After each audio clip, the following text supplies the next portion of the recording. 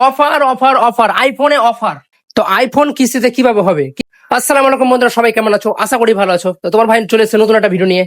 তো আইফোন কিস্তিতে কিভাবে হবে, কি করে আইফোন আমরা কিস্তিতে ফোন নেবো, এই কমেন্টটা মোটামুটি আমার কাছে 4 থেকে 5 মাস থেকে একই রকম আসে, মেসেজ আসে যে ভাই আইফোন কিভাবে আমরা কিস্তিতে নিতে পারবো। ঠিক আছে, আমাকে একটু বলো ভিডিওতে। তো এই ভিডিওটা মোটামুটি আমি ছেড়েছিলাম 4 থেকে 5 মাস আগে। ঠিক আছে, আইফোন কিভাবে কিস্তিতে হবে। অলরেডি দেখো ইউটিউবে গেছে 11,000 লোক দেখেছে এবং ফেসবুকে দেখেছিল 1,96,000 লোক এই ভিডিওটা দেখেছিল আমাকে। মোটামুটি অনেক কমেন্ট, অনেক মেসেজ এসেছিল। Thank you so much comment message করার জন্য। তো কি করে আইফোন কিস্তিতে নেবো, চলো আমাদের আজকে ফুল ডিটেলসটা আমরা জেনে নিই। Let's go.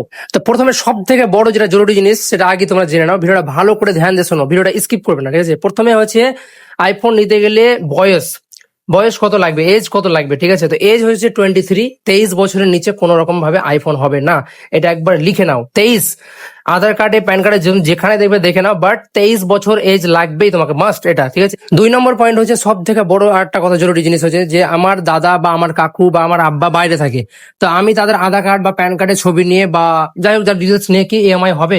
না, টোটালি হবে না। তাকে এখানে অবশ্যই লাগবে, আমার দোকানে অবশ্যই তাকে লাইভ ফটো লাগবে এবং তিনি যেন আমার সামনে থাকে, তার সামনে তার সবকিছু জেনে তার কাছে ডিটেলসটা নিয়ে আমরা ইএমআইটা করব। ঠিক আছে, তো এটা মাথায় রেখে যে যদি তোমার কাকু বা আব্বা দাদা যেই থাকুক যার নামে ইএমআই করবে, তাকে অবশ্যই সাথে করে নিয়ে আসতে হবে। এবং 3 নম্বর পয়েন্ট হচ্ছে কি নিয়ে আসবে?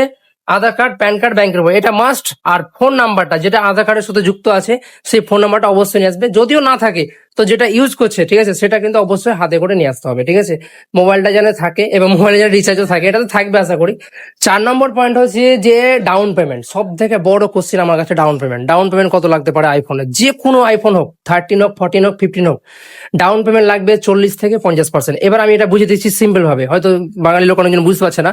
50%, 40%, তুমি 20,000 টাকার ফোন নেবে, তুমি ধরে থাকো 10,000 টাকা তোমাকে লাগবে। কমও লাগতে পারে, তোমার আইডি হিসাবে, তোমার সিভিল স্কোর হিসাবে কম হতে পারে। 10,000 লাগতে পারে, 8,000 লাগতে পারে, 7,000 লাগতে পারে, কিন্তু মাথায় রাখতে হবে যে আমাকে 50% লাগবে, মানে অর্ধেক।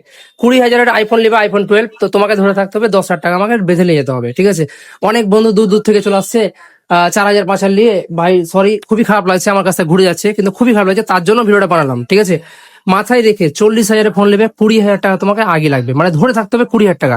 এবার তোমার সিবিল স্কোরের উপরে ইফেক্ট করে, যে তোমার সিবিল স্কোর যদি ভালো থাকে 15,000-ও হতে পারে, 10,000-ও হতে পারে, 12,000-ও হতে পারে, তোমার লিমিট এবং তোমার সিবিল স্কোর এই হিসাবে হতে পারে। তো ঠিক আছে, 5 নম্বর পয়েন্ট হচ্ছে অনেক কেউ বলে আমার বাজাজ কার্ড নাই, আমি এর আগে ফোন নিয়েছি। তো আমি যেটা বলে দিচ্ছি বাজাজ কার্ড কিভাবে হয়, আমি এটা আগে প্রথমে ফার্স্ট অফ অল বলে দিচ্ছি। বাজাজ কার্ড এইভাবে হয়, ধরো না তুমি কোনোদিন বাজাজের ফোন নিয়েছো, যে কোনো একটা সেট নিয়েছো, বাজাজের নতুন ফোন নিয়েছো, সেকেন্ড নিয়েছো, তো তখনই তোমার যারা বাজাজের এমপ্লয়ার আছে তারাই বাজাজ কার্ডটা করে দেয়।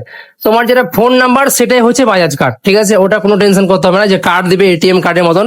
হ্যাঁ, ওটা পাওয়া যায়, তুমি ওটা অফিসে গেলে বা অ্যাপ্লাই করলে পাওয়া যাবে, বাট কোনো ভয় নাই, তোমার নাম্বারটাই হচ্ছে বাজাজ কার্ড। ঠিক আছে, তো ভিডিওটা লাইক করার দরকার নাই, শুধুমাত্র শেয়ার করো, একটা কমেন্ট করে যাও ভালো। এবং ভিডিওটা এই জন্য শেয়ার করতে বলছি কারণ তোমার অনেক বন্ধু আছে বা যারা ভাই আছে বা যারা নিতে আসবে দূর দূর থেকে, তো তারা তোমার এই ভিডিওটা দেখে হয়তো সবকিছু ডিটেলসটা ভালোভাবে জেনেই আসবে। ঠিক আছে, তো ভিডিওটা লাইক যদি নাও করো বন্ধুরা আমার, তো প্লিজ প্লিজ রিকোয়েস্ট যে তোমরা ভিডিওটা শেয়ার করবে অবশ্যই। ঠিক আছে, থ্যাংক ইউ সো মাচ দেখার জন্য এবং সবাইকে ঈদ মোবারক।